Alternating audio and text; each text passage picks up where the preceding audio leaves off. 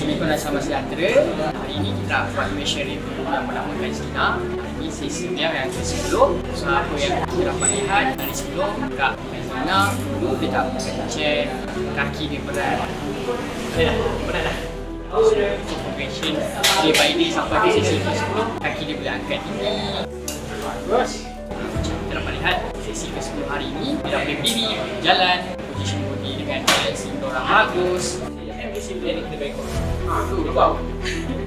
So, next saya harapkan keseimbangan yang betul-betul stabil. So, apa yang saya nak next nanti dia akan berjalan straight please tanpa saya ada belakang. Itu saja. Mulakan perjalanan pemulihan anda hari ini bersama kami. Komen nak di bawah atau PM kami di profil untuk merasai nikmatnya berjalan semula bersama Kuhel.